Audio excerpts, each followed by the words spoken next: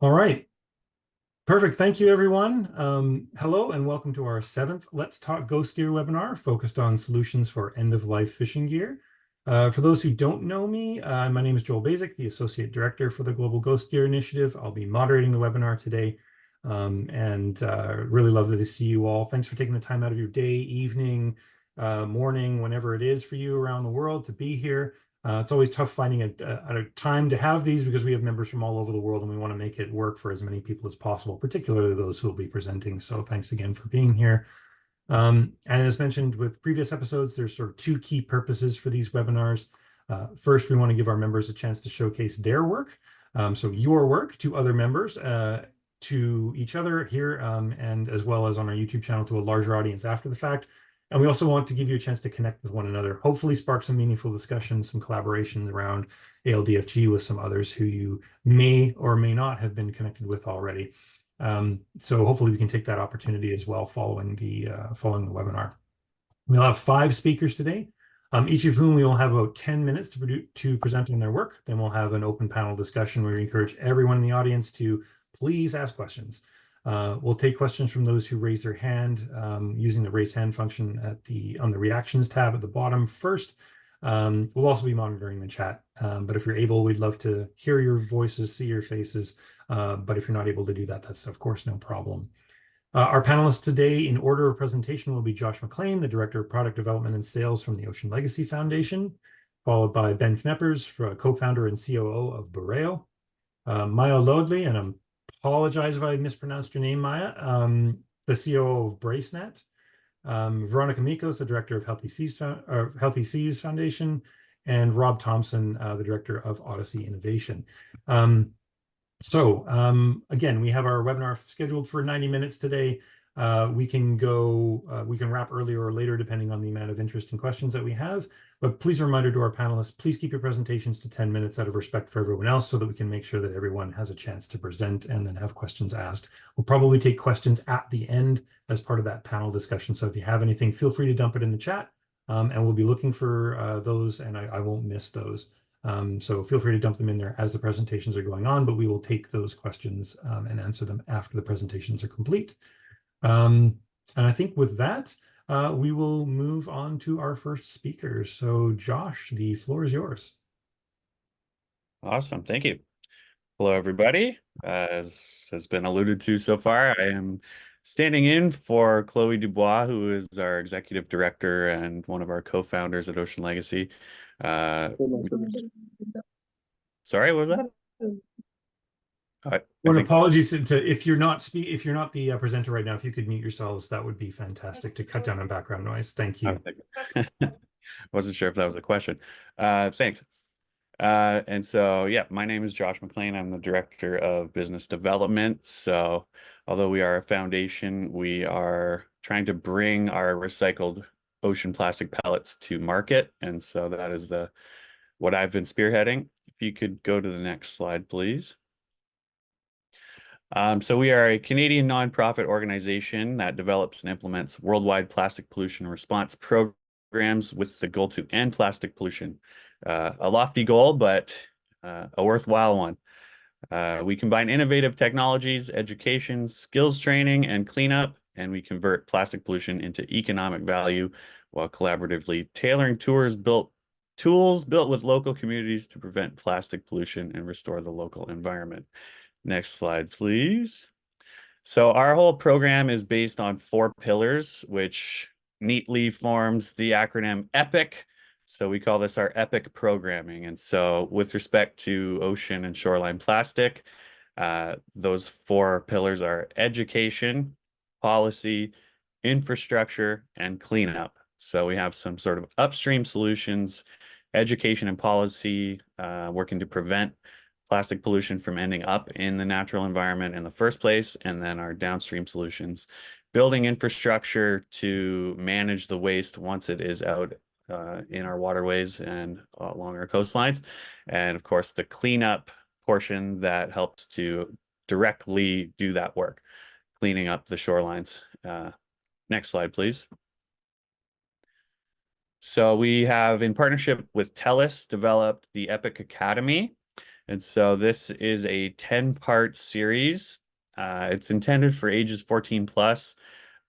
Each section of this educational programming is 45 to 60 minutes, and it's available in 3 languages. And so this whole program is really designed to educate and inspire. So there is sort of a 100 level series and a 200 level series. So the first 5 lessons, being the 100 level, is really just an introduction to ocean plastics and communicating the scope and the breadth of the issue. And then the 200 level is really all about solutions and actually enacting uh, meaningful change. So giving pragmatic solutions to actually uh, work within your local community to inspire grassroots action, political action, and actually get people's hands dirty, inspire them to get out there and do this work directly. If you could go to the next slide, please. Uh, Regarding our cleanup and restoration, so we're in our 10th year just now. We were incorporated as a not-for-profit in Canada in November 2014. So we'll be celebrating our decade this year. And in that time, we have cleaned over 2,500 kilometers of shoreline, which has resulted in over 3 million pounds. Excuse us, Canadians, interweaving between metric and imperial, sort of wherever it suits us, it seems. 3 million pounds of debris, and that number is actually primarily just from within Canada. We have other operations in Mexico, Panama, and now Guatemala and the US. But the debris numbers are actually just based on our Canadian numbers.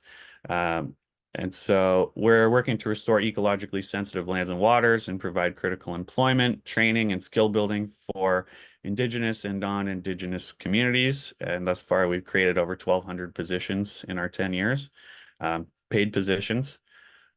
So we're really trying to build a business case for this work and not strictly be reliant on grant funding and donations and things like that.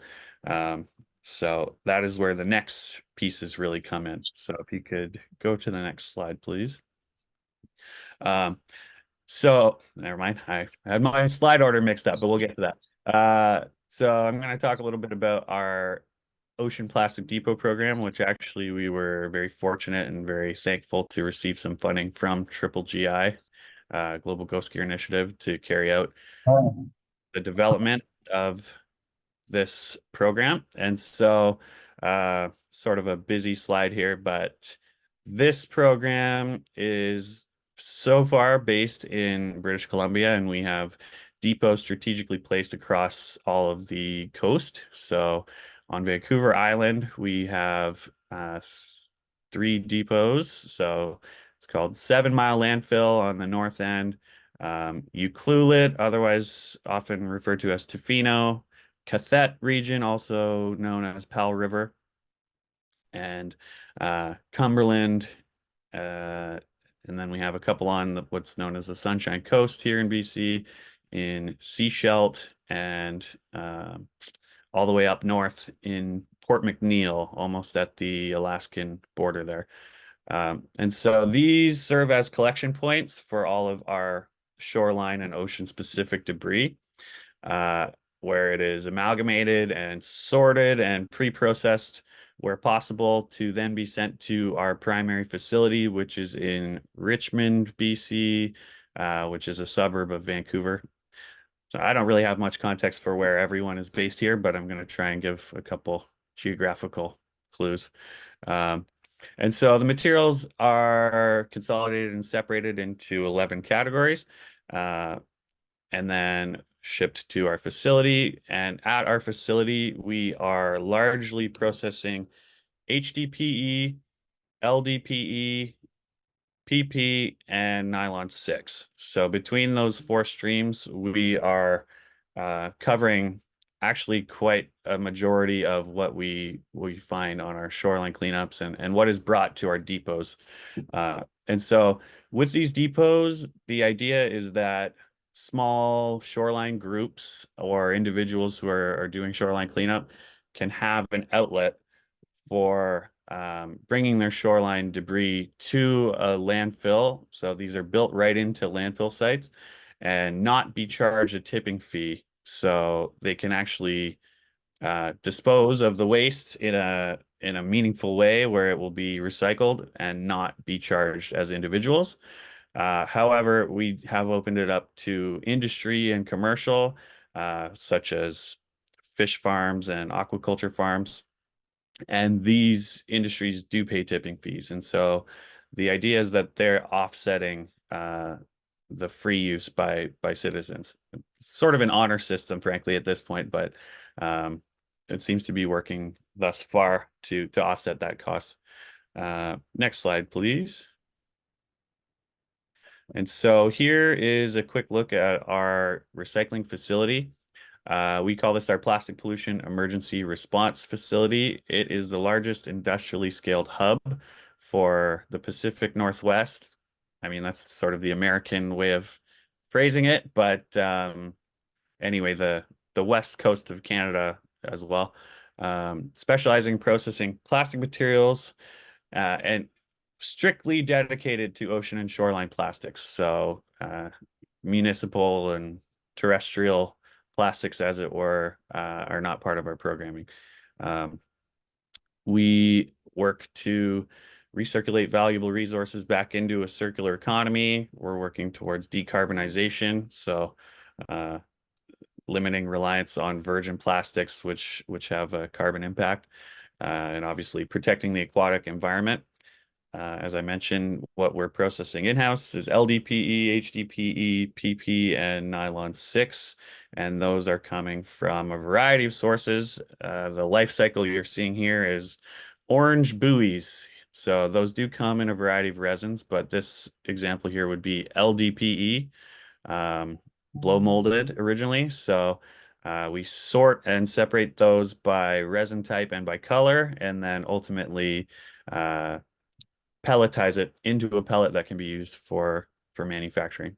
Next slide, please. And here's another example of the life cycle here. So that's actually some marine rope mooring line that is then shredded, washed, dried, and pelletized.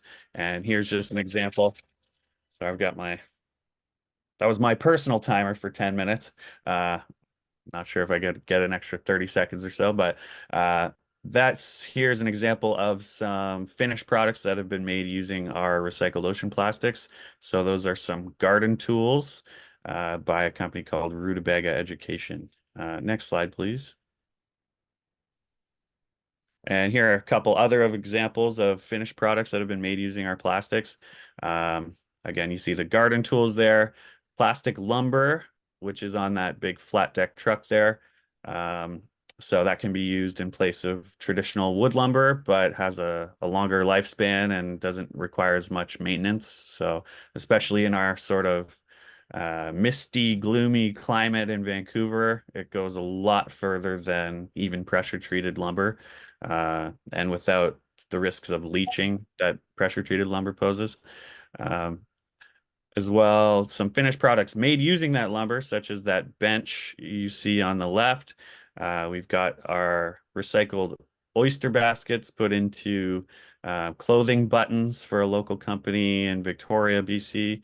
And in the top left there, that sort of structural looking piece, that is soil cell. So that is planted alongside trees in urban environments. So that actually trains the tree roots to grow in a specific pattern so that they don't grow upwards and destroy the sidewalks, which is a common issue. I know, at least here in Vancouver, all of our sidewalks are destroyed by the trees. So a pretty interesting product and a very sustainable product, not only through the incorporation of the recycled plastics, but in its goal of extending the life of trees.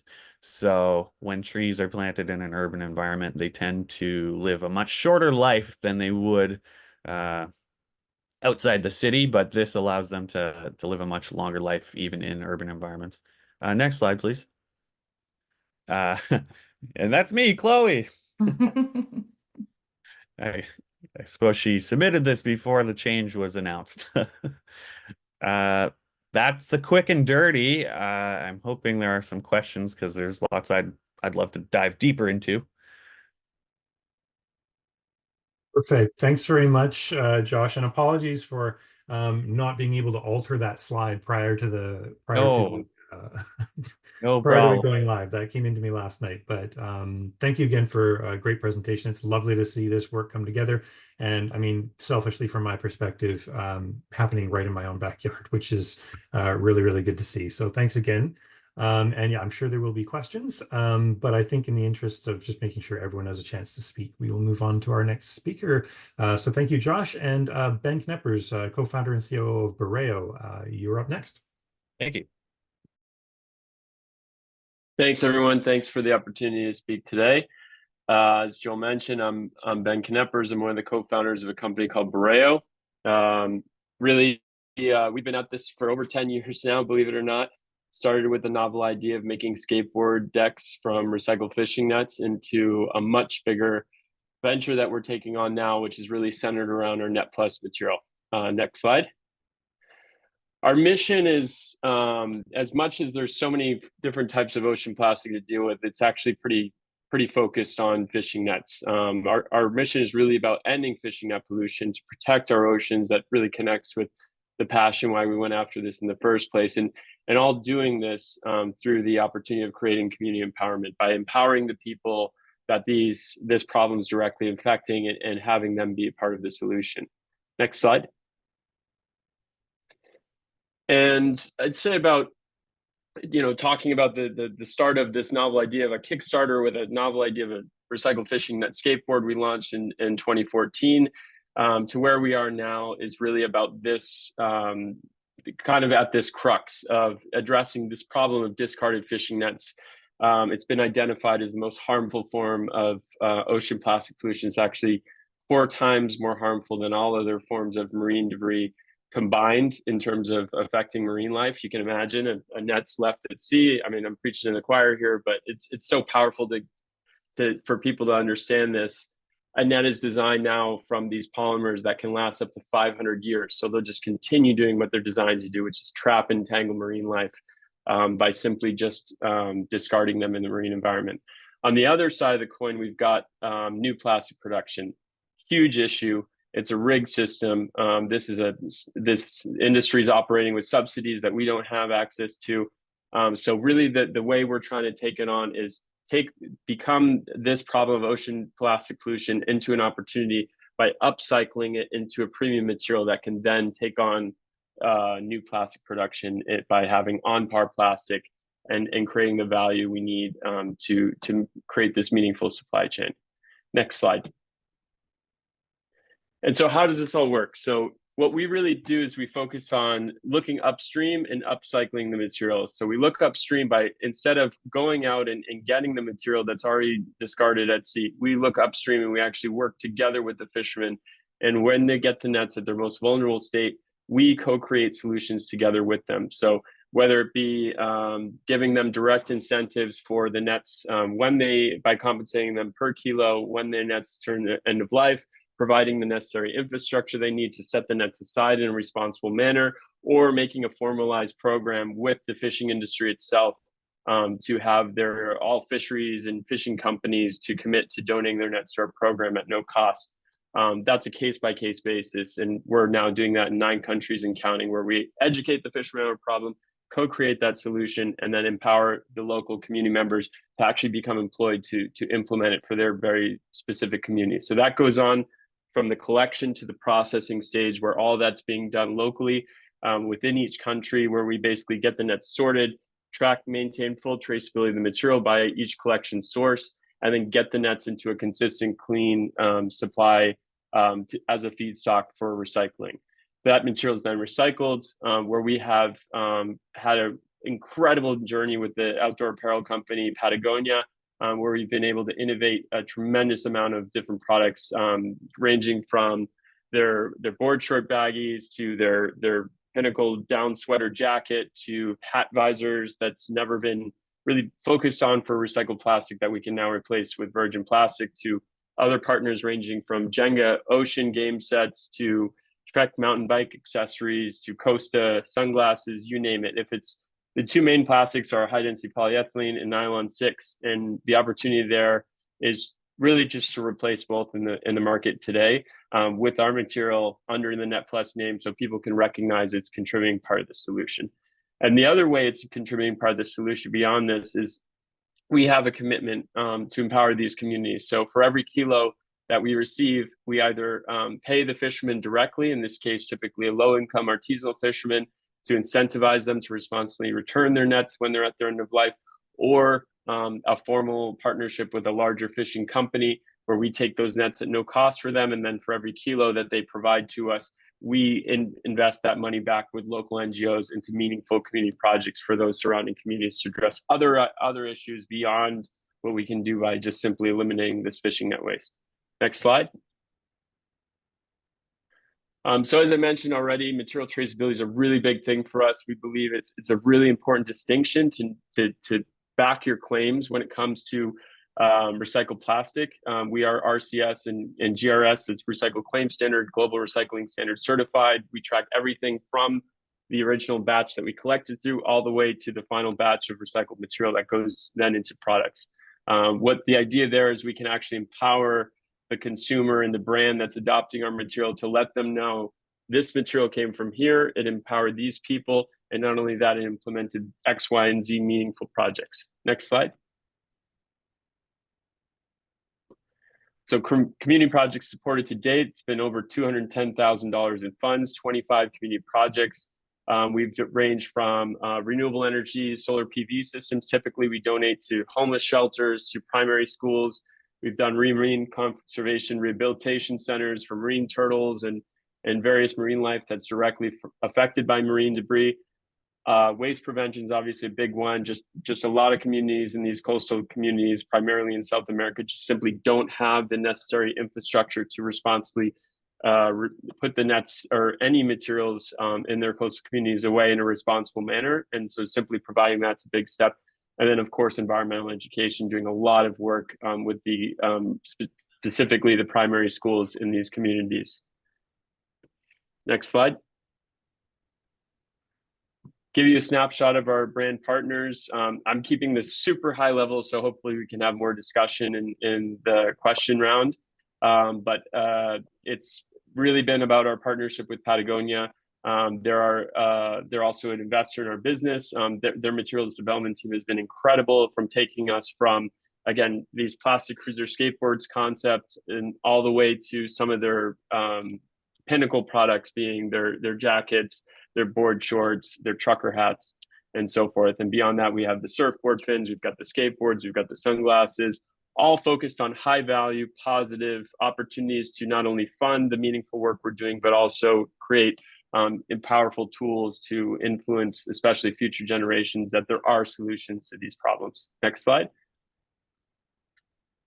So just at a glance, to date, I mean, this was at the end of last year, so this has already gone up a bit, but 4.5 million kilos of nets we've collected for recycling, over 10 million products we've produced.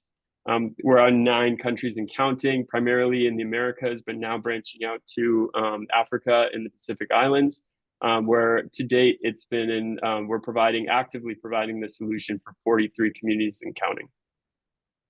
Next slide. This is a snapshot of our operations in Chile. That volume, to give you an idea, to get you some visuals around, that's what we're doing per month now, about 150,000 kilos a month is processing through that facility, where we're now on track to replicate that operation in Peru and Japan, as well as through our support with Ocean Conservancy and GGGI. We have our hub as well in Southern California. Next slide. And that's it for me. I really like to keep these short so we can have more time for the discussion, because there's so many different rabbit holes we can get into. So I'll leave it there for now and look forward to talking with you at the end. Thanks, everyone. Awesome. Thank you, Ben. Really appreciate that. And looking forward to the Q&A session myself as well. And Bureo's been a longtime member of the GGGI, but every time I hear you guys present on something, there's always something new. So congrats on the progress and the growth over the last few years, especially. It's really impressive to see that. And so, yeah, thank you, Ben. And our next speaker will be Maja, the COO of Bracenet. Maja, the floor is yours. Hello, thank you for the invitation. Yes, my name is Maja, and I'm the CEO of Bracenet. And just a short introduction about Bracenet in case you don't know us. So we upcycle fishing nets into new product such as bracelets. You can do the next slide, please. And what you see here is our first bracelet we made out of fishing nets ever. It's back in 2015, and it's the hand of our founder, McLean. And she was on holiday with her husband, Benjamin, when they saw the problem of discarded fishing nets for the first time in their lives, and they're both very creative, coming from marketing. So they had the idea of upcycling them to bracelets, because as you probably all know here, these old fishing nets, they have beautiful colors, and sometimes they are still very good on the quality. So you have to do something with them. I mean, that's why we're all here in this webinar. And yeah, so it's how it all started. And shortly after this holiday, they both found our partners. One of them is here, Veronika from Healthy Seas, to really have build a circular economy business model in a tight partnership with one NGO. But Veronika will talk more about that, I guess. So I will continue to talk about Brace and what we do. You can do the next slide. Yeah, that's how it all started. You see there Benjamin, who's one of the founders as well. It's a photo from their holiday where the idea of Bracenet was born. You can do the next slide. And this is our main product, the bracelet from the ocean and for the ocean. And what's special about our whole approach for the topic of discarded fishing nets is that it's a very simple product, because a lot of people wear bracelets or keychains, and it's just like a conversation starter about the problem, because you see it every time you're talking or you're buying stuff. So it's just a reminder about what we are all working for, or what we are working against, the plastic pollution in our oceans, or the plastic pollution in general. And it's also what's maybe different to other recycling products made out of fishing nets, that you can really feel and see the material, because it's not recycled but really upcycled. So you can see, for example, here on the photo you don't see it, but you can see still the knots from the meshes of the fishing nets, which is quite special and very easy. So it connects people and the whole community. They are talking about the problem just because they're wearing this this statement for the ocean. You can do the next slide. Thank you. And how do we do it? We have our own production in the north of Germany in Hamburg, and since last year also production in Portugal. So it's all manual labor, no machines involved, because every fishing net is different, and for every fishing net it's also a new challenge to upcycle them into a new product, because you need just a lot of expertise. So we tried it with machines, but no, not a machine is really suitable for it, for our case, for the bracelets or keychains or other products, which you will see later. So it's quite unique what we are doing in this scale for the old fishing nets. You can do the next slide. Yeah, and even though our products are quite small, like here the bracelet or the keychain, we managed to upcycle more than 200 miles of fishing nets, which is quite a lot. Or to give another number, we are at about 9 tons of fishing nets, which we upcycled so far. compared to the amount which enters the ocean every year or which is out there, it's not that much. But talking about raising awareness, especially in Germany or in Europe, we really raised a lot of awareness about the problem itself, because our products, they are in schools, they are in universities, a lot of companies. So a lot of people hear about the problem for the first time when they encounter our product, because before that they have never heard about fishing nets even being a problem for the plastic pollution.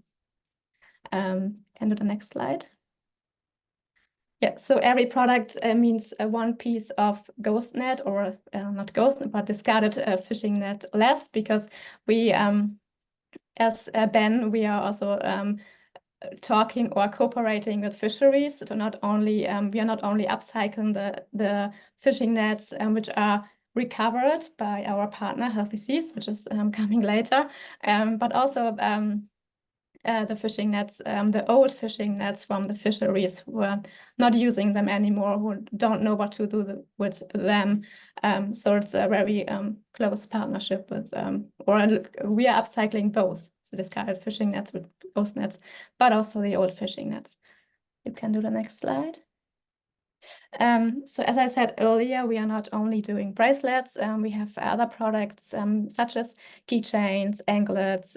We try to use every part of the net. So only we also use our leftovers during productions, for example, rings.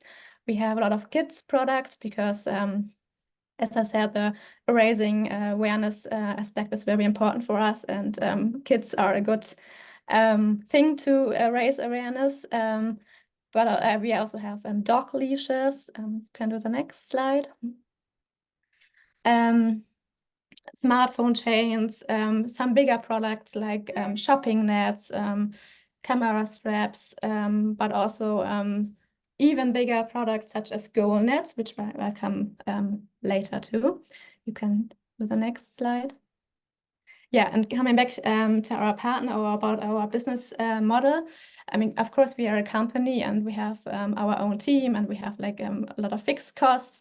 But apart from that, since day one, we donate a part of our proceeds to our partner, mainly Healthy Seas, to because Healthy Seas does a lot of on prevention of ghost nets, on education, but also on the recovery of ghost nets, and that's where the donations go to. We also have like smaller cooperations on a smaller scale for corporations like Shark Allies or Ocean Voyage Institute, but also like some social products or social, not products, social NGOs working in a completely different field.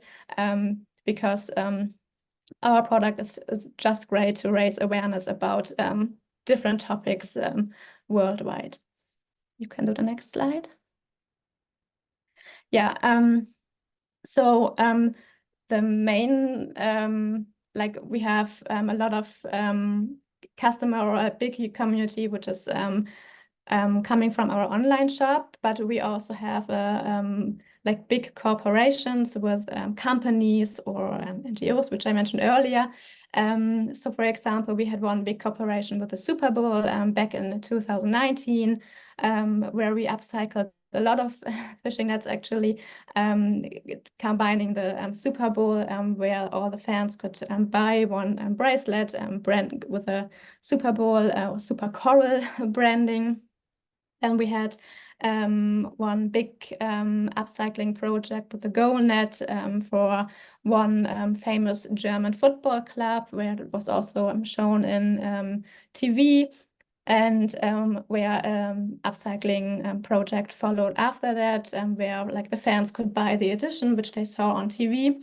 And that's of course a great case to reach even more people and to talk to them, which are not quite that familiar with ocean protection or with fishing in general. Or we had a cooperation with BMW, where every electric car owner got a keychain made out of fishing nets to the car, or with Leatherman, where we developed a new tool with fishing net. You can do the next slide. yeah, here's just some more information or references. I think they're not that interesting. And you can do the next. Yeah, that was short, but if you have any questions, I'm happy to answer them later. And now I think you will learn about our biggest partner, Healthy Seas, where we work very closely with. Thank you very much, Maja. And again, I think it's really been useful to see your presentation and re-emphasize that Bracenet is more than just the bracelets, the typical bracelets that people will see. It's more than that. Similar to Ocean Legacy and Bureo, that there's a lot of things that are made out of this material. So thank you very much. And with that, we will pass over to Veronika. The floor is yours. Hello, everyone. Thank you for the invitation. I'm very happy to be here today. With Healthy Seas, we are a proud member of GGGI since the first beginning. And I believe the power of this platform lies in this kind of exchanges and networking opportunities among the members, what we also have today. So next slide, please. Healthy Seas Foundation is dedicated to safeguarding the world's seas and oceans and focusing on 3 key pillars, what you can see here on the slide: cleanup, education, and prevention of marine litter. Our primary mission is to tackle the problem of marine debris with a particular emphasis on fishing nets. And over the past decades, we have forged collaborations with volunteer divers, educators, fishermen, port authorities, and also waste managers on a global scale.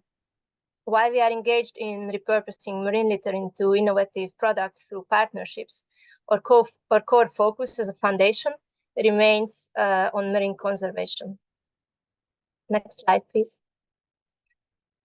Here you can see our strategic partners, who include Ghost Diving. They are the largest and most experienced global diving organization focusing on the ghost fishing phenomenon. We currently cooperate with about 550 dedicated volunteers all over the world. Aquafil, the company and Iconia brand. Aquafil is a synthetic fiber manufacturer with headquarters in Italy and production and recycling plants in many countries in the world. In 2013, Aquafil co-funded Healthy Seas, so it's one of the 3 funding members and also key player in the value chain of Healthy Seas. Bracenet, what Maja already mentioned, is also our key partner based in Hamburg. We have 7 years of partnership now, which focuses primarily on bracelets, upcycling old fishing nets recovered by Healthy Seas and partners. In total, we work about 150 partners from different sectors. Next slide, please.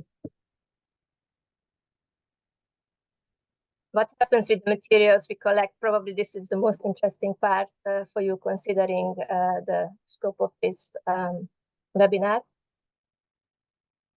Primary focus is on the collection of fishing nets, but of course, if we find car tires or any other kinds of plastic waste, we don't leave that in the environment either. The various nylon fishing nets, nylon 6, PA6, collected by Healthy Seas are sent to Aquafil. Together with other nylon waste, they become Iconial yarn. This is a chemical process that can transform nylon waste into new nylon without any loss of quality or compromise on performance. Then the new nylon, called Iconial, is used by many Aquafil customers in different industries: fashion, sportwear, swimwear, carpets, car mats, or injection molding. These products can be regenerated over and over again without quality loss, and that makes it a real good example of circular economy. The other type of nets, PE, PP, HDPE, goes mostly to Bracenet, which Maja already talked about. We also supply nets regularly to other purposes: schools, to artists, exhibitions, scientists, even fishermen who want to reuse some of the nets or cages. Since 4 years, we are also focusing on some special kind of cleanups called ghost farms. There we collect a lot of other kind of waste as well, not only fishing nets. I will tell you more about it in a moment. Next slide, please. What we do, focusing the key activities on diving missions, what I mentioned already, in different parts of the world, on historic shipwrecks, abandoned ghost farms, cleanups in marine protected area, and recovering of various lost nets. Here, we prioritize based on ecological importance and environmental impact, how we organize these missions. Next slide, please. In terms of, oh, there's a bit of delay, I think, in the line. Yes, this was the diving missions. Next slide, please. Other type of cleanups, which are also important on the surface, such as beach, river, park cleanups, where we can hold workshops, presentations, and combine it with awareness raising and education events. Next slide, please. As Maja also mentioned, products are not existing just for the sake of being products. They are often conversation starters at different occasions, and also an awareness raising tool.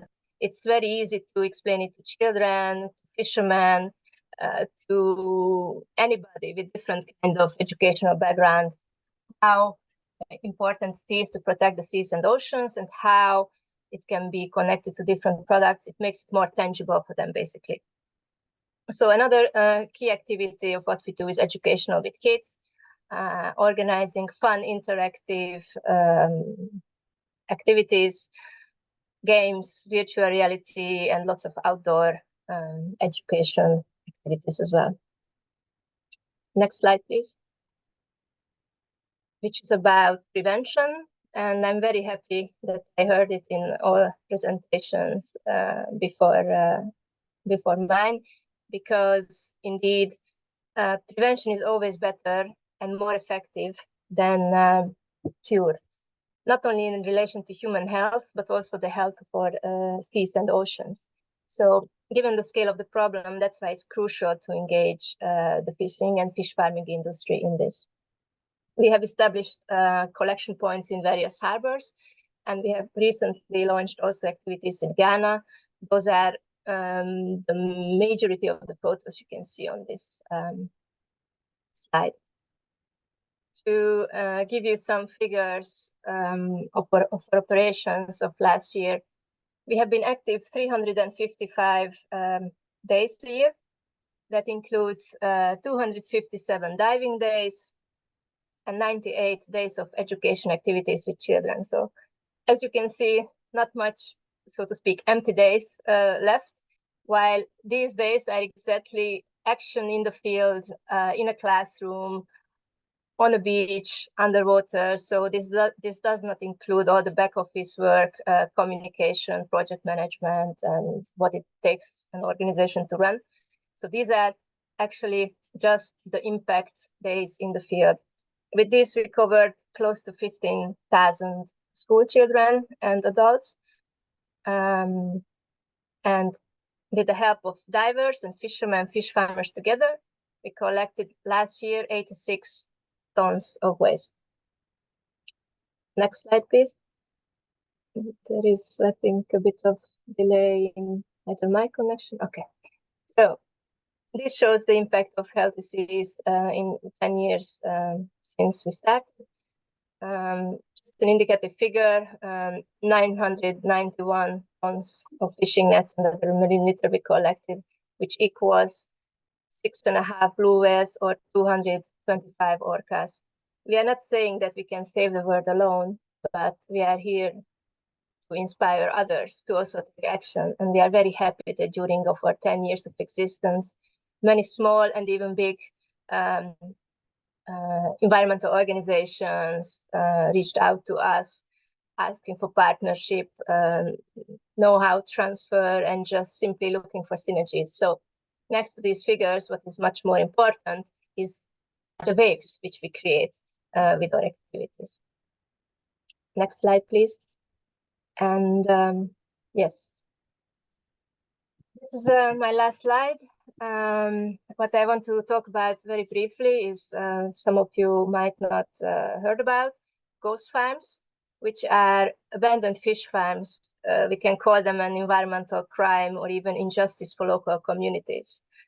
Until about 4 years ago, we've been mostly focusing on ghost nets, ghost fishing nets, which are lost, abandoned, or otherwise discarded. Fishing nets with one common factor: the owner is unknown. In case of ghost farms, one of the big differences is that the owner is known.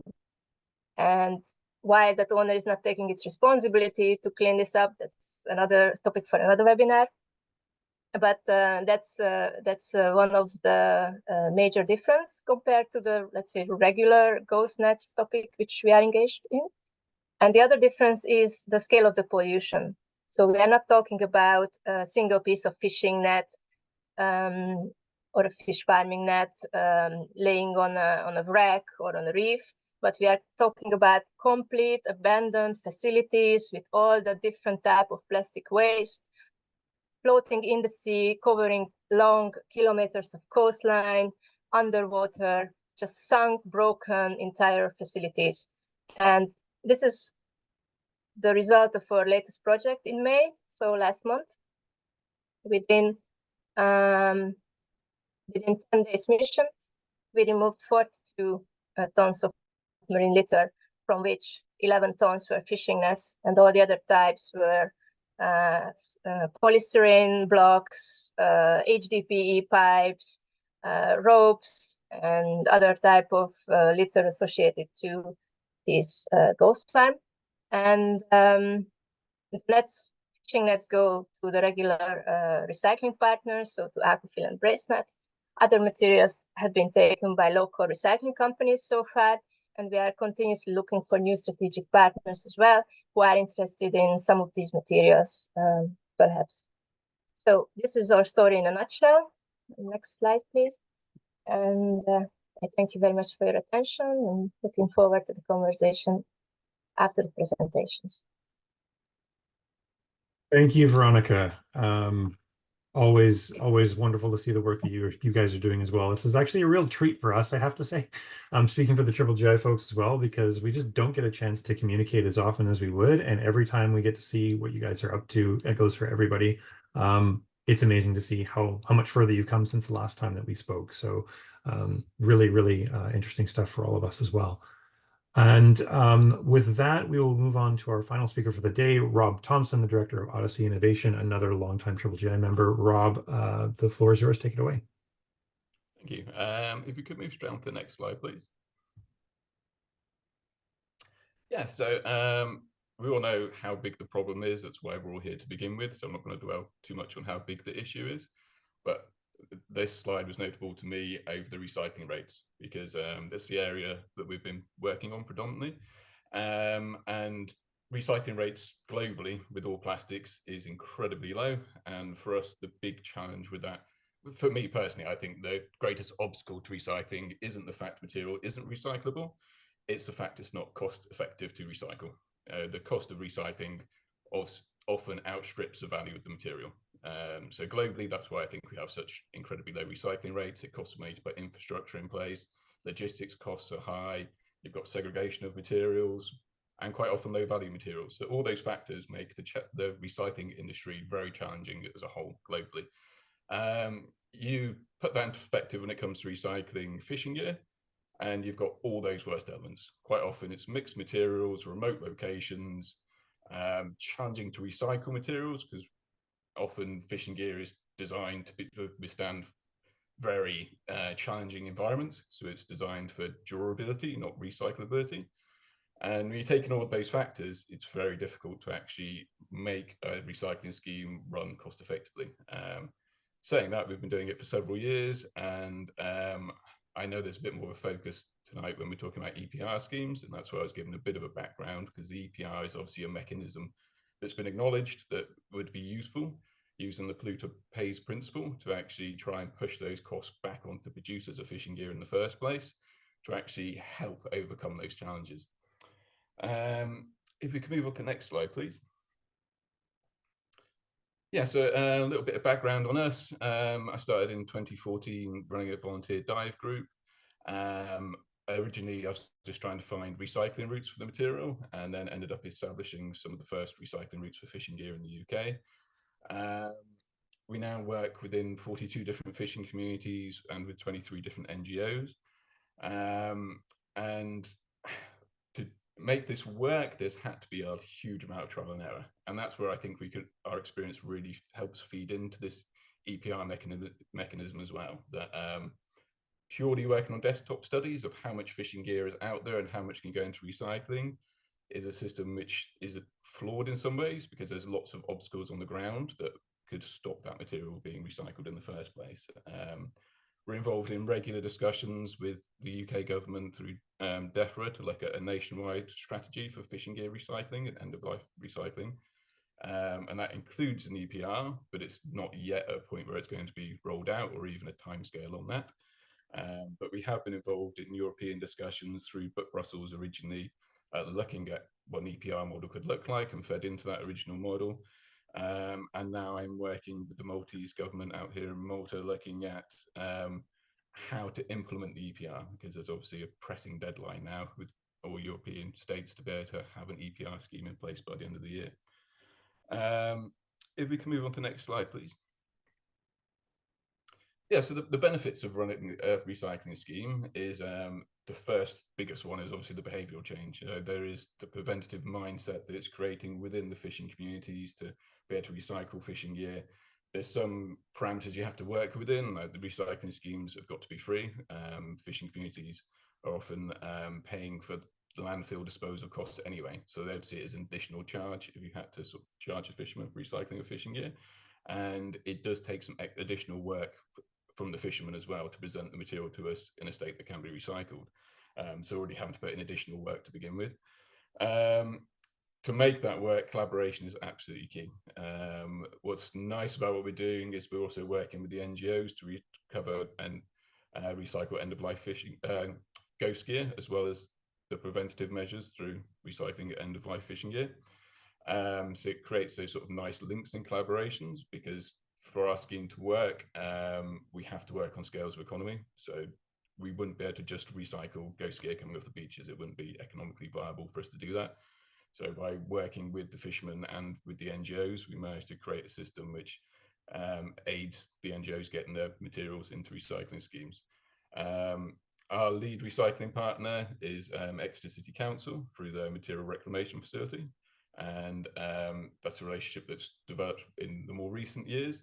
And it works well for us, because now all the material goes to their site. We can segregate out the different material types. Well experienced in doing this, because they deal with all the household waste recycling. Basically, they keep all our materials separate, and they'll separate out all the rigid plastics, which are processed on site. They'll separate out the trawl nets, the gill nets, the polypropylene ropes, and all those materials are baled separately, ready for further processing. Next slide, please. Yeah, that's just some of the infrastructure we have in place. We'll move on to the next slide. Just a bit conscious of time. This is a key element for us as well. Here's some of our recycling guidelines. We try and act in a similar way to how the MRF acts, in the way that we're providing a service to the fishing community. So we are looking at recycling as many different types of fishing gear as we can, and as many different types of plastic from the beach clean communities. So we're not just going to take the materials which are of high value in the same way your household waste does.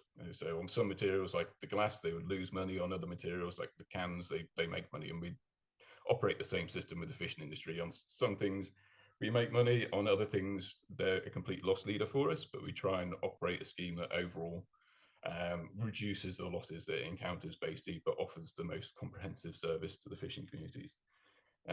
Next slide, please. The other side of our business is around manufacturing and production. All the fishing gear that comes in and from the beach cleaning stuff, a fraction of it goes into our own products. And that was been a sharp learning curve as well over the last several years. Is my original concept around the circular economy was we'd be able to create products of our own, recycle all the gear that we're getting coming in, and that the uplift from creating products would cover the costs on the ground of running recycling schemes. But that's a very risky business model. And the last few years has been very challenging when it comes to manufacturing, especially in light of COVID, Brexit. And yeah, it's been a bit of a challenge. So now we work with multiple recycling partners, multiple businesses that can also utilize the products, the materials, and get it into their products as well. And that gives us more of a stable business model, basically, because the most valuable part of our work isn't our products and retailing our products, it's the service that we offer to the fishing community, because that's the preventative bit of our work, you know, that has the greatest social impact. We try and create products of relevance. So the first one was kayaks, and we use those to through our Paddle for Plastic campaign to access inaccessible stretches of coastline and waterways, where we're finding the largest accumulation of marine plastic. Because now in a really good way, after several years of quite a lot of awareness around marine plastic, we're finding that easily accessible beaches were being kept relatively clean, but it doesn't take a very long paddle to go around the corner and find that actually there's quite a legacy of waste that in those areas. So they were used as vessels to recover, and we retail them as well. We're making grit bins and net bins for recycling with beach clean groups, and the photo at the bottom there is a couple of recycling bins which were put out on a floating pontoon for a local marina. So when the fishermen, when the recreational fishing vessels were coming in, they could recycle. And then we started making surf-related products as well. So we've got a bodyboard, we've got a surfing hand plane there. And again, it was trying to work on the education, tapping into another demographic, the surfing community. For me, I thought had the right mentality. They're spending a lot of time out in the ocean, absorbing all that sort of good vibes and positivity from the sea. But they're on non-recyclable fiberglass surfboards, wearing non-recyclable wetsuits. So I was trying to find a product that could kind of work for them. Plastic surfboards wouldn't work, they'd be too heavy and cumbersome. So I was trying to find alternative products for them. So the hand planes are made from polypropylene ropes from the fishing industry, and the wrist straps are made from recycled wetsuits. Can we move to the next slide, please? So considerations when it comes to running recycling schemes and things that need to be taken into consideration with an EPR is that through necessity, our schemes have had low running costs. They've had to be self-funded for large parts of them. Optimizing logistics is absolutely key to what you're doing. So not transporting too much air around the place, having centralized places where all the material can go to, it can be segregated, it can be baled. That reduces logistics costs and partnerships. You know, a lot of our work is communication and working with different partners to see if we can sort of tie up logistics with them to try and reduce those localized impacts of moving around materials. As I mentioned earlier, it must be free for the fishing industry. Essential to recycle as many different types of plastic as possible, so you're offering the most comprehensive service. And if you were just to take one type of plastic of a high value, and make it very difficult for another recycler to come in afterwards and take away the stuff that nobody else wants. Most recyclers want large volumes of very consistent grade material. So yeah, it's just working on scale. That's the only way it can really work, to be honest with you. For us, going to a recycler with a few hundred kilos of material isn't going to work. You have to be working in serious tonnage to make it of interest to them. Creating recycling routes for different grades of materials, so making sure we're not downcycling. So if we can get a decent high grade injection pellet out of something, then we will do. But we do get a lot of degraded materials as well, stuff that's been in the marine environment for a very long time, especially some of the ghost gear that's washed in on the beaches. So we also try and find markets for that as well, which tend to be, we've got a few companies that will make sheets and planks and that kind of thing. So we produce like a low grade granulate that can go into that material. It won't be processed as far as a pellet, it'll just be literally shredded down into granulate and they can use it. But yeah, ideally you would try and keep the material as high up the supply chain as possible. So we're segregating by polymer types, but also grades of that polymer within that as well, to make sure we're always having the greatest impact. Yeah, can we move to the next slide, please? So amongst the partnerships, we spent a few years working on the Indigo project with Plymouth University, and that was around sort of taking all the work that we've been doing and using it as evidence to try and kind of help inform future strategy. So we looked at all our recycling routes. We carried out things like life cycle assessment on them. So we were making sure that what we're doing is having the greatest sort of benefit. So we were understanding the sort of CO2 impacts of everything that we were doing. We're also looking at things like designing a fishing gear. This is a key part when it comes to entering a recycling scheme, and an obstacle for entering recycling schemes is how to dismantle fishing gear. So we worked with a local net maker, the university, and a company, organisation called Seafish. And we did some time and motion pieces dismantling different types of fishing gear. So we could look at sort of the actual cost of getting materials into recycling, because it does rely quite a lot on goodwill otherwise. And we wanted to know that actually if you had to pay someone commercially to strip down a trawl net, to strip out a pop or a gill net, how much is it going to cost? So it was a valuable piece of work to feed into the actual real cost of implementing an EPR and how much it's going to cost to pick up that bill at the end. They also worked on creating alternative biodegradable materials and alternative for nylon gill nets. This was our French counterparts that were working on this. That was something I was directly involved in. They're creating best practice framework, again, looking at everything that we've done, producing sort of best practice guidelines for the fishing community, making information very sort of easily relatable to them as well. It was a key part of what we did. So if we can move on to the next slide, please. So this was a slide pulled from a presentation actually we did to the Maltese government when we was talking about EPRs. So so as I mentioned earlier, not just relying on desktop studies, we had experience of doing that ourselves. We have a contract in place with the Welsh government for recycling across the whole of the Welsh coastline. And initially in the first pilot phase of that, we used a government produced document which looked at the material flow and looked at how much material was being used in per harbour, and they said target all the biggest harbours because we want the pilot project to be a success. So we did that, and I picked up a load of smaller harbours as well, because from previous experience, it's the small guys that tend to be most invested.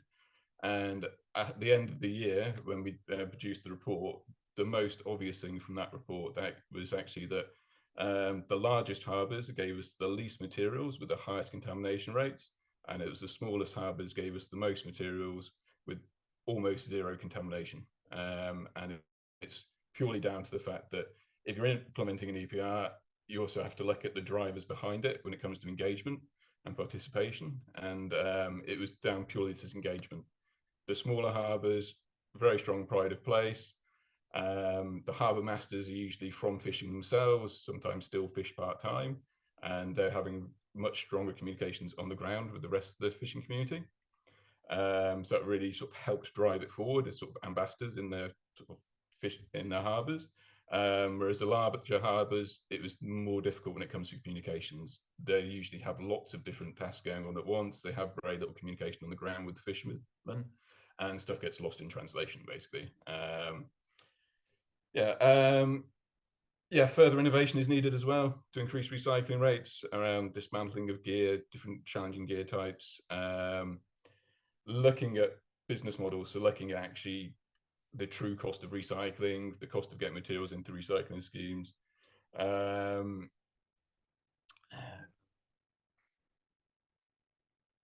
don't mean to interrupt. We're like 5 minutes over. Wind up now because we're just coming up to time, aren't we?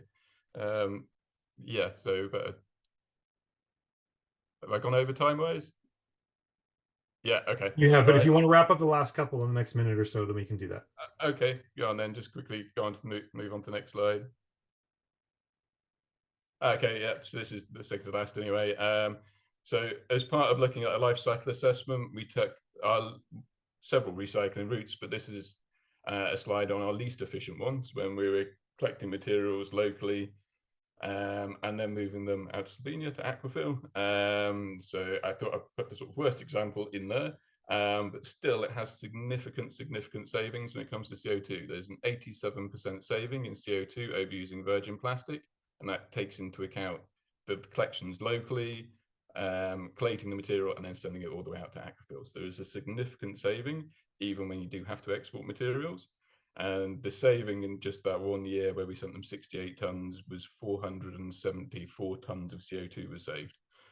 So still, the key parts are using the routes that you've got in place and by any means necessary, and establishing the recycling schemes. That's the key part of you're really going to have the biggest impact, is getting the infrastructure in place in the harbours and starting to sort of get the ball rolling. And I think that was the last slide anyway. Was there another one after that?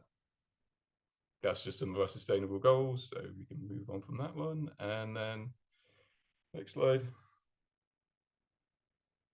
Yeah, and there's the contact details if anyone has any further questions afterwards, but we're going to do Q&A now as well. Perfect. Thank you, Rob. Really appreciate that. And again, lots more than just the net regeneration scheme. I think it's much more than that, and you demonstrated that quite clearly. Again, thank you to our presenters. Really appreciate you all taking the time to do this. And I'm going to see if we have any questions from the floor. I have a couple that I'd like to pose as well, but if there's any questions from those who are online right now, please, yes, please go ahead.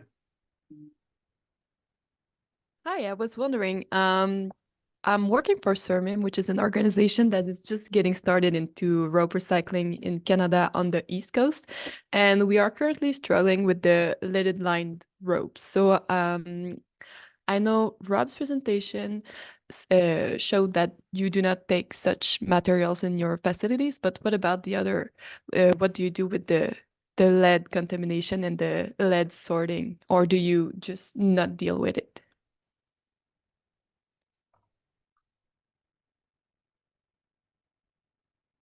Okay, in absence of anyone else jumping in, I'll just give a bit of a background as to why we don't recycle that material. It's partly down to the fact that the lead ropes, the lead itself will leach into the rope material itself as well. So there is a contamination challenge there with it. The lead is a hazardous material, and recyclers won't take those sort of composite materials. Some fishermen will try and recycle it locally by just burning off the plastic basically and then recycling the lead that's left. But again, you're putting sort of pollutants into the atmosphere by doing that.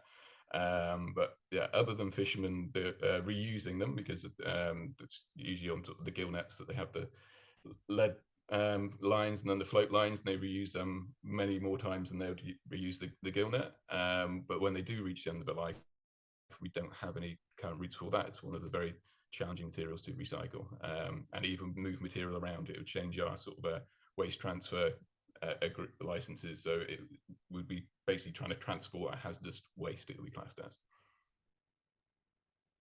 I might just add to that oh, sorry, Josh, you know what? I bet you're going to say what I was going to say, because I bet you, because it was talking about the same case study. So go ahead. Well, not necessarily, but I was just going to basically echo what Rob is saying. I mean, it's a hazardous material. It makes the netting heavier overall, so logistics become more expensive and difficult. And also, if you try to shred it in any sense, you're going to destroy the blades in most of your machinery. So it really is an incredibly difficult thing to manage. And likewise, here at Ocean Legacy, we don't have any particular method of managing this either. But go ahead, Joel, maybe you had something else. What I was going to say is I was speaking to some of the fishers in Steveston who recognized this as a problem, and fishermen, being engineers that they are and innovators, they said, well, there's a real simple solution for that. From their perspective, they're looking at gillnet lead line and some seine as well.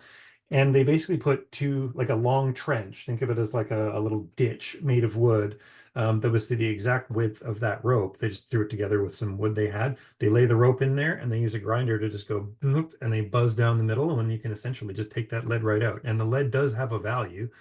So that lead goes to a local metal recycler. They get decent value for it. I'm not sure if there is a recycler like in Rob's context or something like that, but there is one very close by, so it's not necessarily the same sort of thing. You're not having to deal with shipping dangerous waste in quite the same way. You can literally throw it in a pickup truck and take it down there. And then they recycle the lead that way, and then the rope from that can also be recycled. If it's too contaminated, then it can, I think it's taken to a cement kiln, which is again on the North Shore of Vancouver Island. So there are options, but it sort of varies locally. All right, thanks for your answers. Any other questions from folks on the line today? Laura. Hi, thank you. And recently, Sarah Pfeiffer, who's on the line, went up to the Pacific Northwest to help dismantle nets with some of our industry partners. And she was telling the team about the difficulty of separating the nets into different materials, because more and more often, these nets are made of so many different materials between the net and the ropes.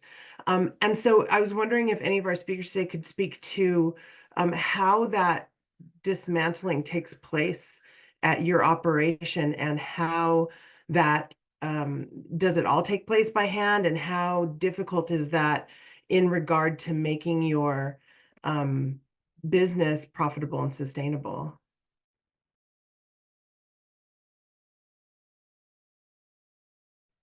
I'll chime in on that. I mean, as yet, I'm actually just back and forth with a robotics company right now trying to tackle this problem.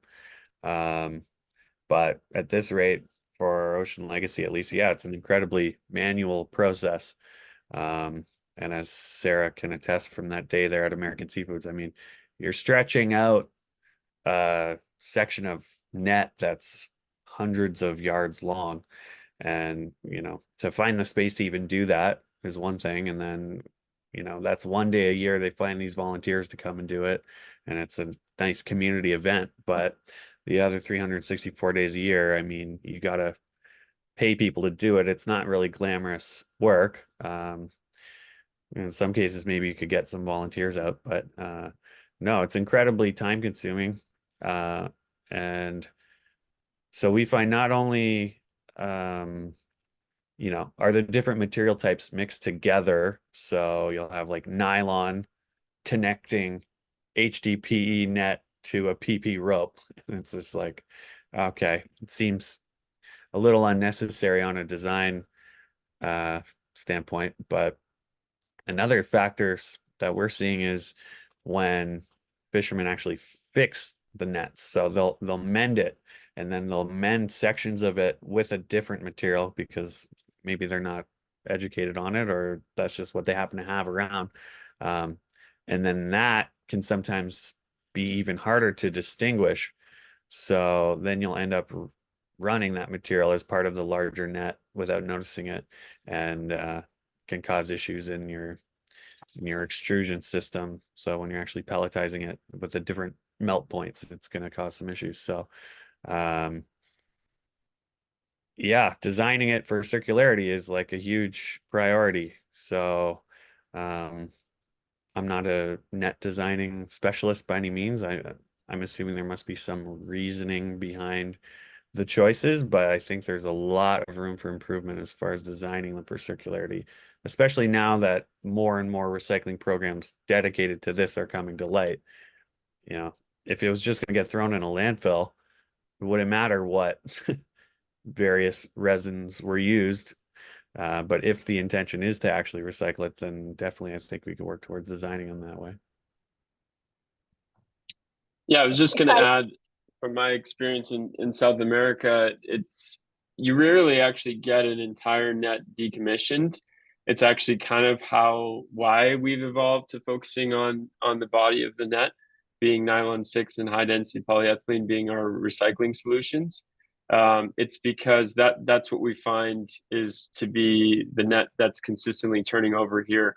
There's 2 fishing seasons a year on average. About 15% of the net gets changed out, and that's almost all the body of the net being nylon 6 or high density polyethylene. We also have, again, looking upstream, we have direct partnerships with the original fishing net manufacturers and suppliers, as well as the fishing industry themselves. So we educate them on the importance of having consistent material in the net. So when those mends happen, it's not a mixed material. And we've gotten to make really good progress there and not having that be such a problem.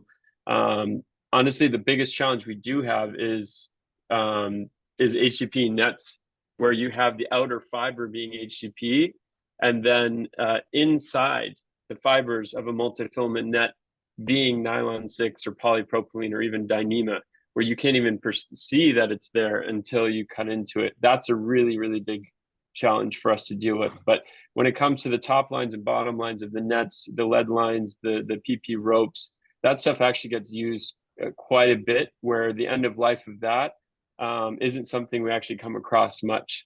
And when it does, there are existing other local markets for that we've found in South America. It's a much bigger existing reuse market. It's really the large volumes we see is the nylon 6 and HDPE, and which is why we built in the solution so focused on that.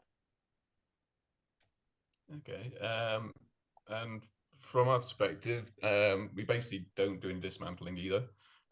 It's just not cost effective. The scheme is barely covering its own costs as it is. So if we had to use labor for dismantling fishing gear, it just wouldn't exist.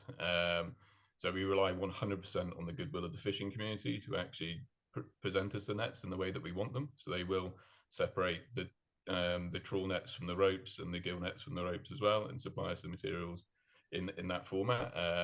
We do occasionally get contaminations. The guys on site are trained to sort of deal with the odd net that comes in that does need dismantling, but that is an obstacle to recycling, and that's where things like the EPR can come in, I think, and have the greatest impact, because there needs to be a mechanism in place to acknowledge that that's a big obstacle towards recycling, especially with nets which are very challenging to dismantle. Things like trawl nets, they're incredible, the amount of engineering that have gone into them, and that was part of the reason we did that sort of time and motion piece with the net maker, was to sort of look at what the actual cost would be, because there needs to be these mechanisms in place with the EPR as to who's actually going to do this work at the end of the day, you know.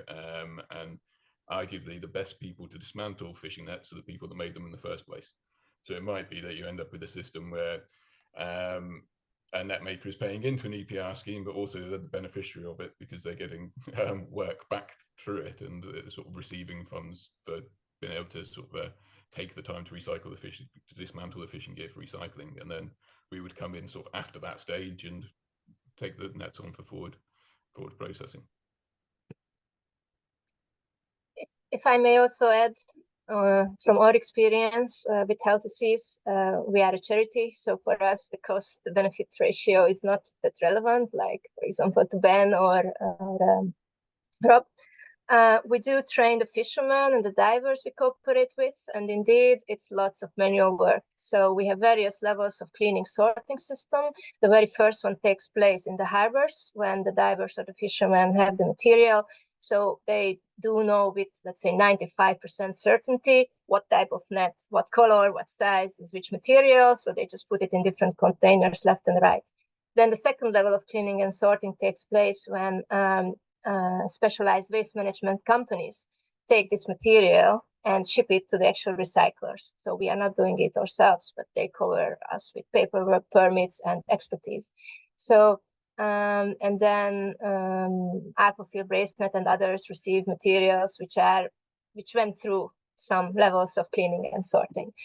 Until 2021, it was much more easy within Europe. Since then, the waste management regulation changed, and it fired back on environmental initiatives, shipping materials abroad due to the fact that it must be homogeneous. And homogeneous means one full truck of nylon 6 only, or one full truck of PEP only. And that's like not reflecting real life so much through the lifespan of an operation and running activities in many, many harbors. So we have to live with this reality, and now we ship different quantities with different frequency, but it has also changed during the years. But I also echo that indeed it comes with a lot of dedication, a lot of labor work to get to that material.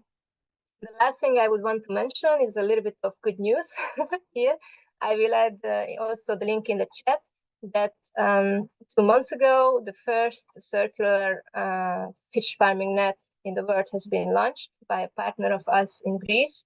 So it's currently deployed at a fish farm in the Aegean Sea, and it's 100% made of ECONYL, sourced from Aquafil, and this partner, Diopas, is a net manufacturing company, which is collecting end-of-life fishing nets in various countries and ships it to Aquafil for regeneration, gets back the raw material, and launched the first circular fishing net in the world.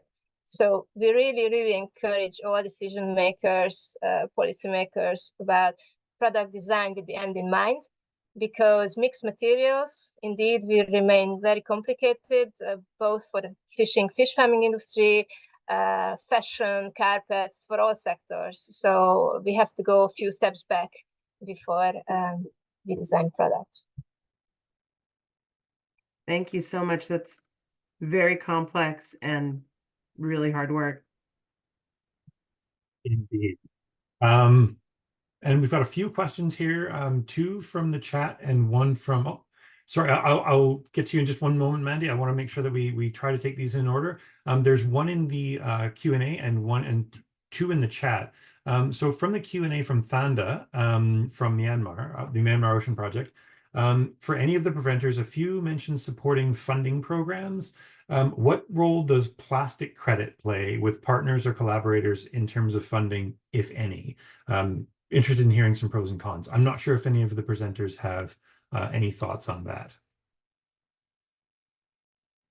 I have pretty strong opinions on plastic credits.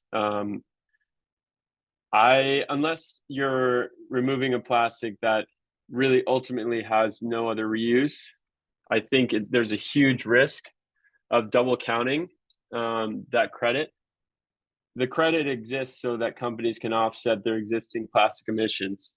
And then a company that is going to then purchase the recycled material that's sourced from that material that you're also selling as a credit, it can run into a double counting factor, because in my opinion, the company that's actually buying the recycled material and putting in their supply chain or product line should wholeheartedly have the right to take credit for that material being removed. And so if you have also a credit being sold alongside it, you're entitling that company to continue producing plastic waste, writing it off with this credit, and then that same plastic is then being sold to another company that's going to want to take that credit too, which I think they deserve. So I don't think plastic credit is a sound solution unless it has to do with the plastics that really don't ultimately have any end-of-life solution. Any other thoughts? Yeah. Okay. We go ahead, sort of Josh. explored the idea just because it's an interesting potential revenue stream, but we sort of bumped up against those same issues of, are you then just encouraging companies to sort of throw money at a problem without actually making any real changes within their own organization? So I think we're basically on the exact same wavelength as Ben on that one.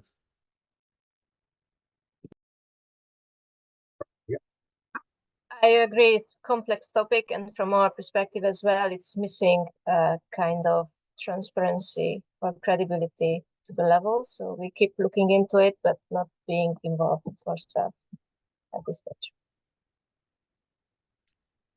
For us, it's something that we've looked into in the past as well. But I think it's a model that seems to work better when it comes to developing countries which don't have any infrastructure in place to recycle this stuff at all. So they have no funding mechanisms in place, and it could be a valuable sort of lifeline for them to be able to get this material away and recycled. And if you're buying plastic credits, the company that we were looking at, the person that was, or the organization that was doing the work, got to sort of create their own value of credit. So obviously in a developing country, you could probably have a lot more of an impact for a smaller amount of money. So it's quite difficult to translate that to a developed country where labor costs are really high.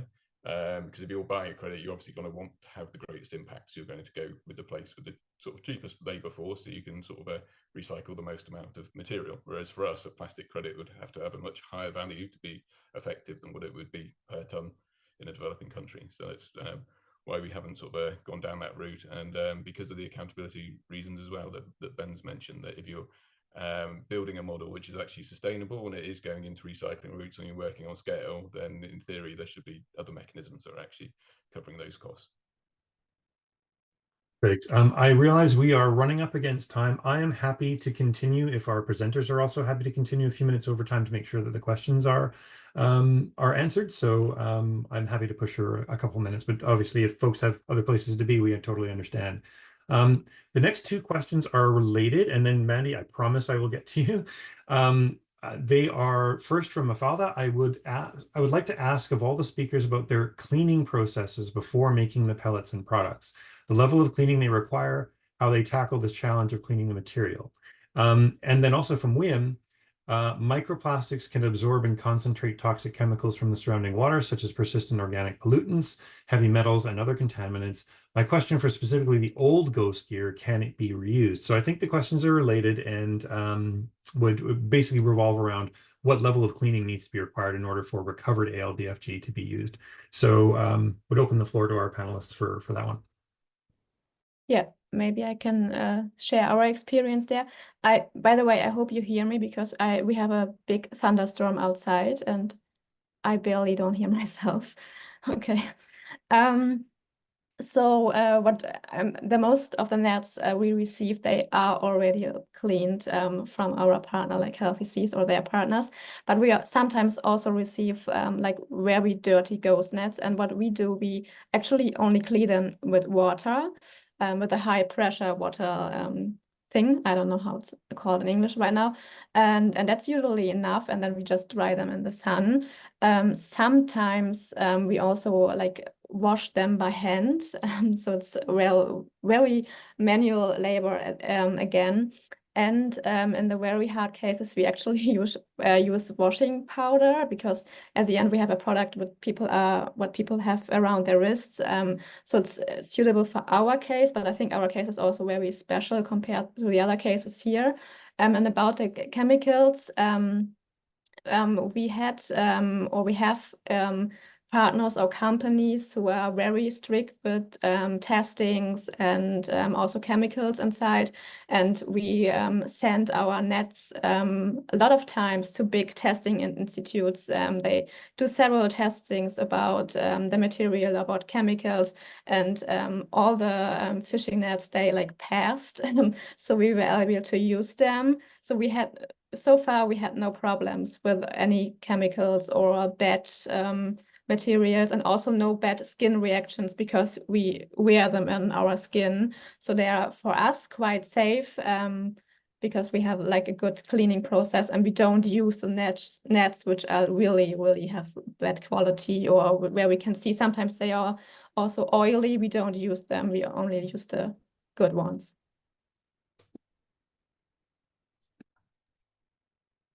Yeah, we've developed over the years. Sorry, I'll go quick. We've developed over the years a whole range of different washing processes, industrial washing lines, also shredding and crushing nets to deconstruct into some single fiber, and then put it through washing lines such as float tanks. This is a really effective way. It's again, this is the benefit of working directly with the fishermen and not getting the nets when they're already exposed to the marine environment. It's kind of speaking to the second question there now, because you don't know what they're going to be exposed to. When we do work with the material, it's all about getting it straight from the source, so we can be really confident in the traceability of the material, what it is, where it came from, and how it was treated. That's been the best solution for us. In addition, obviously, for whatever standard material application it's going to be used for, whatever product category, we do various of the harmful substance list testing to make sure that there's no trace materials. So I'd say it's that combination of getting the deconstruction effect, looking upstream, knowing where it comes from, having confidence there, and then developing a method of industrial washing lines with the combination of deconstructing the nets into its single fiber. That's been the best results for us. And then honestly, what quickly becomes a challenge isn't actually the washing, it's actually more the drying. That was touched on, I think, already, but typically you want a net to be less than 5% moisture content to effectively recycle. And something like nylon, for example, it's hydroscopic, so it naturally absorbs water. That runs into a big challenge of effectively drying that, where you want to avoid not any energy intensive drying solutions while also doing something efficiently, relying on the sun obviously being the most efficient. That ends up being your bigger challenge when you start to scale.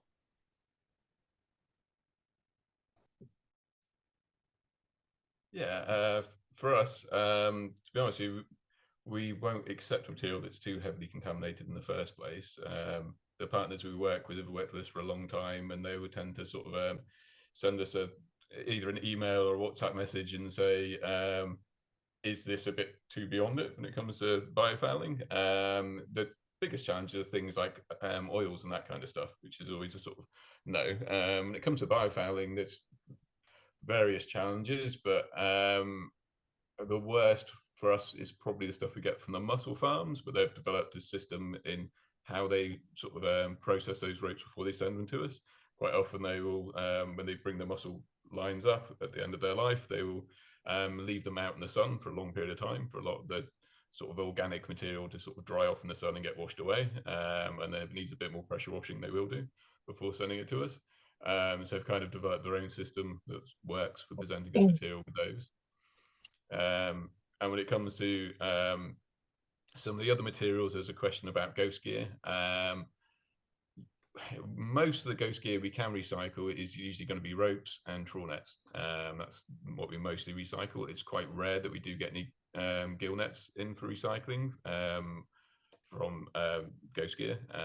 And we find less gill nets to begin with, to be honest. And unless they've been lost very recently and have been recovered very quickly, they tend to tangle up with a lot of other waste. And because that first stage in recycling is dismantling the net and pulling it apart, my guidance to the Beach King groups is basically, if you don't feel you can dismantle this net on the beach and spread it open as a net, then it's not suitable for recycling. You know, it's going to be too labor intensive to do it. Yeah, that's kind of where we go on that. But we do have partners that, when we send the material away for forward recycling anyway, there will be a sort of wash process, but we tend not to present the material, which we think might be a bit dubious to begin with. With too much contamination, that will be sort of usually put into a lower grade granulate to go into those sheets and planks. What I would like to add, I don't know if you finished, Rob, don't mean to interrupt. Okay. That there is no such a thing as old nets by definition. The question is where and what type of net, because operating in different regions in the world, we see that a fish farming net, for example, can be 10 to 15 years down there, and when we recover it with divers, so it's ghost gear by definition from the seas and oceans.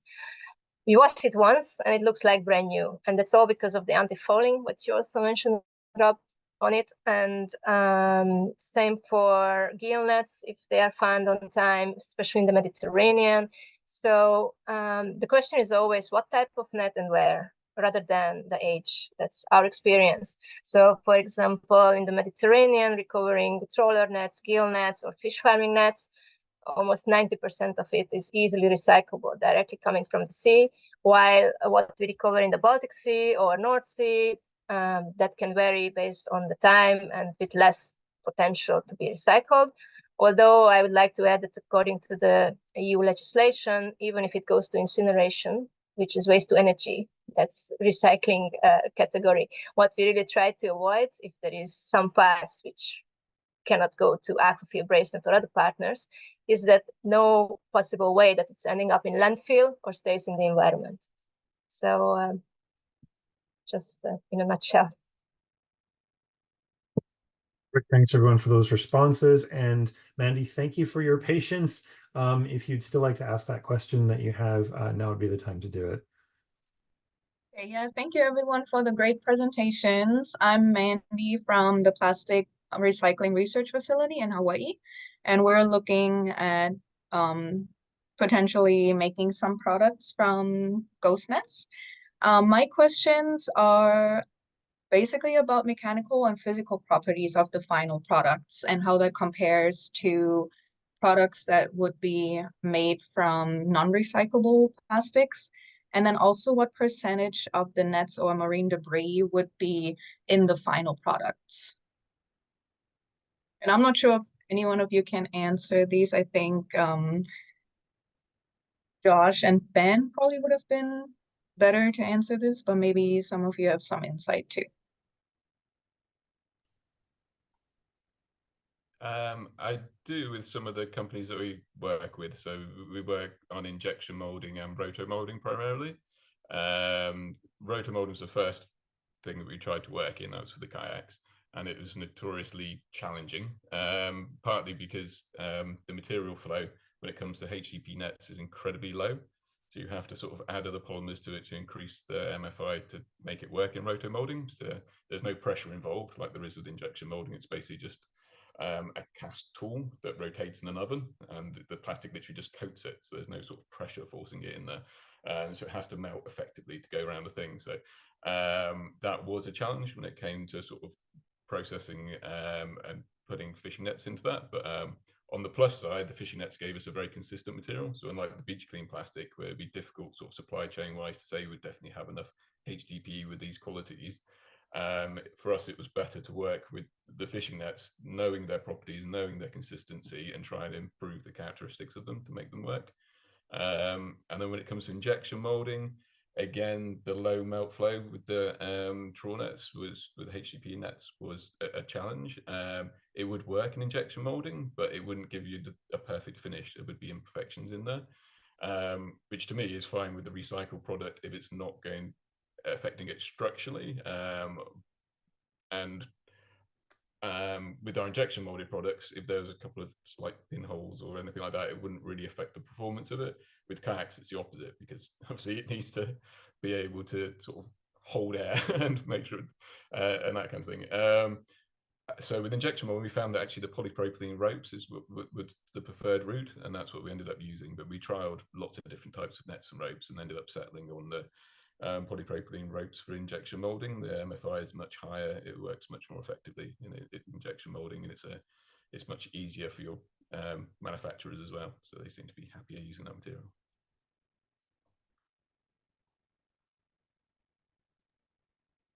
Great. Oh, sorry, go ahead, Manny. Thank you so much, everyone. And I really appreciate, again, our speakers' time for taking the time to be with us today. I think sort of is really, in a lot of ways, the who's who of this type of thing. Certainly, some of the most prominent members globally working on this. So thank you very much to all of our speakers. Thank you to everyone for attending this webinar. We will continue to do more of these. This will not be the last time that we revisit this topic either, as there's a lot of other members within the GGGI who would have things to say about this from a slightly different perspective. So we look forward to doing that in a future webinar as well. My thanks again to everyone for staying a little bit over time. Have a wonderful rest of your day. And if anyone would like to get in touch with any of our presenters, please let us know, and we will be happy to facilitate that. Thank you so much, everyone, and we'll talk to you all soon. Thanks, everybody. Bye all. Bye.